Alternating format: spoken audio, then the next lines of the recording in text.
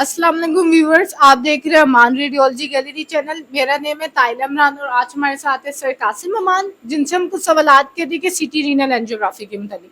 जी sir, सबसे पहले तो ये सवाल है कि सिटी रीनल एंजियोग्राफी होती क्या है? ये एक स्पेशलाइज्ड मेडिकल इमेजिंग टेस्ट होता है जिसके थ्रू हम रीनल आर्टरीज की एनाटॉमी को देखते हैं। सही। अब मेरा दूसरा सवाल है कि ये करवाई क्यों जाती है, आम पेशेंट्स में क्यों करवाई जाती है? इसके मल्टीपल फैक्टर्स होते हैं। ब्लड वेसल्स के रिलेटेड डिजीजेस को रूल आउट करने के लिए किया जाता है। आर्टरीज किडनीज को सप्लाई दे रही है, उनके पैथोलॉजीज को रूल आउट करने के लिए किया जाता है। फॉर एग्जांपल स्टेनोसिस हो गया, टाइटनिंग हो गई, एनोरिज्म्स हो गए, एवीएम्स हो गए और डाइसेक्शन हो गया। इस तरह की बीमारियों को रूल आउट करने के लिए ये टेस्ट करवाया जाता है। और ये ट्रांसप्लांट के केसेस में क्यों करवाई जाती है? ट्रांसप्लांट के केसेस में इसमें एसेसरी आर्टरीज देखनी होती है। सही। बाज़ औक़ात पेशेंट्स में एसेसरी आर्टरीज होती हैं, यानी एक से ज़्यादा आर्टरीज होती हैं जो किडनी को सप्लाई दे रही होती हैं। सही। ये देखने के लिए और साथ ये देखना होता है हमें कौन सी आर्टरी किस हिस्से को सप्लाई दे रही है। सही। अब मेरा तीसरा सवाल है, ये कंट्रास्ट के साथ होती है, प्लेन होती है? ये विद कॉन्ट्रास्ट होता है, विदाउट कॉन्ट्रास्ट ये नहीं होता। अब हम कंट्रास्ट लगा रहे हैं तो उसके मुतालिक क्या रिक्वायरमेंट्स हम पेशेंट को कहते हैं? कॉन्ट्रास्ट को लगाने से पहले बहुत ज़रूरी रिक्वायरमेंट आपकी ये है कि आरएफटी की रिपोर्ट नॉर्मल सही। होनी चाहिए। ठीक है। इसके अलावा कोई फास्टिंग वगैरह, भूखा वगैरह, इनके क्यों रुकवाते हैं ये? इसके अलावा 3 से 4 घंटे की फास्टिंग ज़रूरी होती है। फास्टिंग इसलिए करवाया जाता है कि बाज़ औक़ात पेशेंट का स्टमक फुल होता है, जो ही टीका लगाते हैं पेशेंट वोमिट करता है, क्योंकि टीका फास्ट जाता है, प्रेशर के साथ जाता है, फास्ट जाता है, तो टीके के जाने की वजह से पेशेंट वोमिट करता है, तो सारा फिर टेस्ट सही नहीं होता, हिल जाता है। बहुत सारे रीज़न्स होती हैं। तो इसलिए एक तो ये है कि आप पेशेंट से 3 से 4 घंटे की फास्टिंग का कहते हैं। इसके अलावा पेशेंट को कुछ क्लॉटिंग के मुतालिक भी कुछ देते हैं इन्फॉर्मेशन क्या? जी बिल्कुल, इसमें हम पेशेंट को गाइड करते हैं कि आपके कपड़े सॉफ्ट हो और इसके ऊपर कोई शीशे मोती के बटन ना हो और साथ गर्म हो। गर्म का क्यों कहते हैं? गर्म का इसलिए कहते हैं, यहाँ पे टेम्परेचर मेंटेन किया होता है, यहाँ पे ठंड होती है, एसी हर वक्त ऑन होते हैं, क्योंकि ये जो मशीनों के बोर्ड होते हैं वो गेंट्री वाली साइड पे भी और कैबिनेट वाली साइड पे दोनों जगहों पे हमने टेम्परेचर मेंटेन किया होता है, क्योंकि हीट की वजह से इनके बोर्ड खराब हो जाते हैं। जी। और आपने एक बात और की है, आपने पूछा है कि मेटल और उसके क्लोज जो शीशे मोती के बटन, वो भी आपको क्लियर करता चलूँ कि जब रेडिएशंस किसी हाई डेंसिटी की चीज़ के ऊपर पड़ती है तो वहाँ पे आर्टिफैक्ट क्रिएट होते हैं, या रेडिएशन मेटल के ऊपर पड़ेंगी तो उस एरिया के इमेज सारे ख़राब हो जाएंगे। तो हम मेटल आर्टिफैक्ट से बचने के लिए, प्रिवेंट करने के लिए मेटल आर्टिफैक्ट को हम ये कहते हैं शीशे मोती के बटन ना हो, सादे हो। सही से।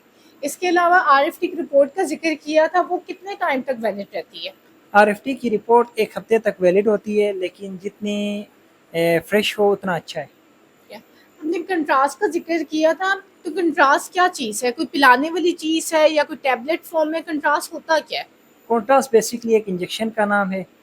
एंजियोग्राफी में अगर आप कॉन्ट्रास्ट की बात करें तो हम कॉन्ट्रास्ट देते हैं और वो आर्टरीज के अंदर चला जाता है, किसी जगह पे जाके स्टॉप हो जाता है, तो हमें पता चलता है यहाँ से आगे नर्विंग है या तंग है या बंद है। कंट्रास्ट को इंजेक्ट कैसे करते हैं बॉडी में? कॉन्ट्रास्ट एक मशीन है, इंजेक्टर जिसे कहते हैं, उसके थ्रू हम इंजेक्ट करते हैं।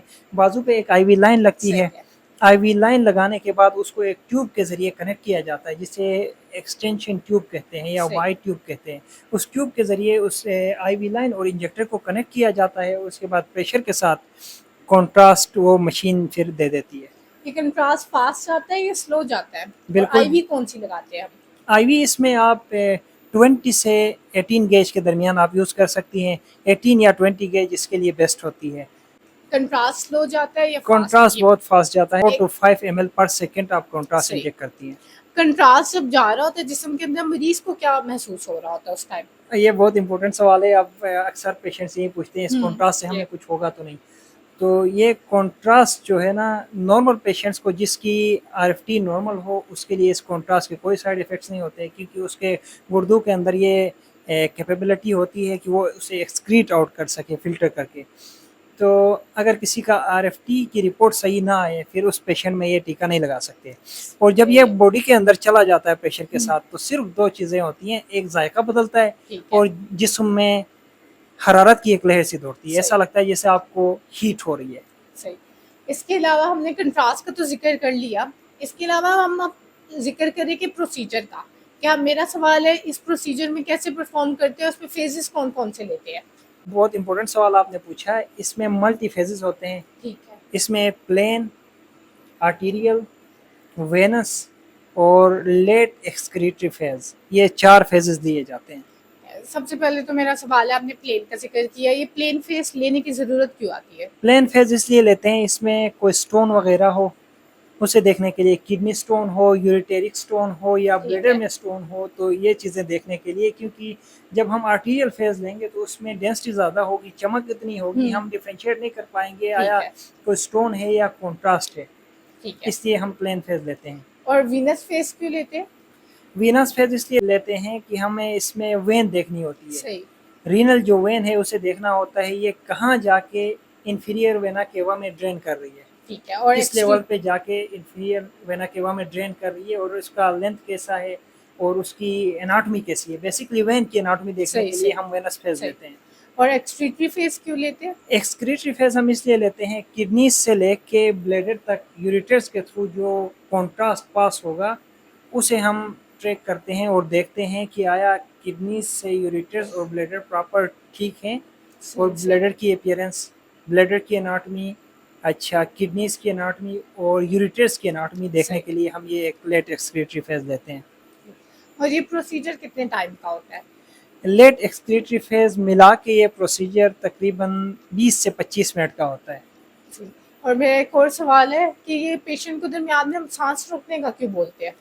क्योंकि इंटरनल ऑर्गन्स आपको पता है मूवमेंट करते रहते हैं सांस के साथ। जैसे सांस ले रहे हैं, दिल ठीक है। धड़कता रहता है, फेफड़े अपनी हरकत में रहते हैं सांस के साथ। इनहेल करते हैं तो फेफड़े मूवमेंट करते हैं। इसी तरह इंटरनल ऑर्गन्स सारे अपनी अपनी मूवमेंट करते हैं। जब हम सांस रोक लेते हैं तो वो मूवमेंट थोड़ी स्टेबल हो जाती है, थोड़ी सही। स्लो डाउन हो जाती है। उसे बिल्कुल बंद नहीं कर सकते, सही, रोक नहीं सही। कर सकते। दिल अपना काम करता रहता है, बाकी ऑर्गन्स अपना काम करते रहते हैं, रोक नहीं सकते। लेकिन सांस रोकने से वो मूवमेंट थोड़ी सी स्लो डाउन हो जाती है और हम सेकेंडों के हिसाब से इसके इमेजेस कैप्चर करते हैं। एक सीरीज, पूरी इमेजेस की एक सीरीज कैप्चर सही, करते हैं जिसको हम फिर फर्दर रिकंस्ट्रक्शन करते हैं और सही। इसके बाद हम वर्क स्टेशन पे इसको देख सकते हैं।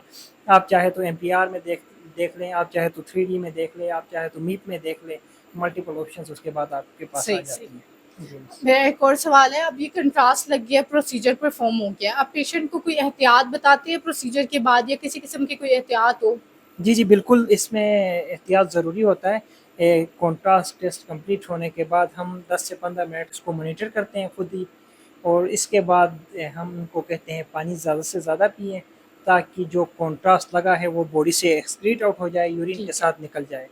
और एक सवाल रह गया आपका जो आपने पहले पूछा था, इस जी। कॉन्ट्रास्ट से कुछ होता है कि नहीं जी, होता? जी। वो भी मैं आपको क्लियर करूँ कि बाज़ औक़ात जो हाइपर सेंसिटिव पेशेंट होते हैं, ठीक है। उनमें एलर्जिक रिएक्शंस हो सकती हैं। सही। जैसे कि इचिंग, स्किन रैशेज़, सही। वोमिटिंग वगैरह इस तरह के साइड इफ़ेक्ट्स हो सकते हैं। तो इसके लिए कोई एहतियाती तदबीर होती है? वो भी हाइपर सेंसिटिव पेशेंट्स के लिए।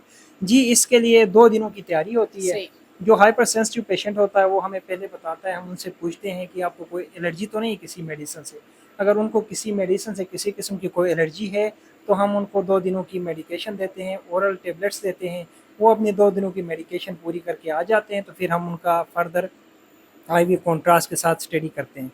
अगर किसी पेशेंट को अपना पता भी नहीं है, एलर्जी हो जाए तो फिर हम उनको IV इंजेक्शंस के थ्रू ट्रीट करते हैं। थैंक यू सर, ये तफसीली जवाबात देने के लिए। Thank you. ऐसी इंफॉर्मेटिव कंटेंट के लिए हमारे चैनल को सब्सक्राइब करें, लाइक करें और शेयर करें। Thank you.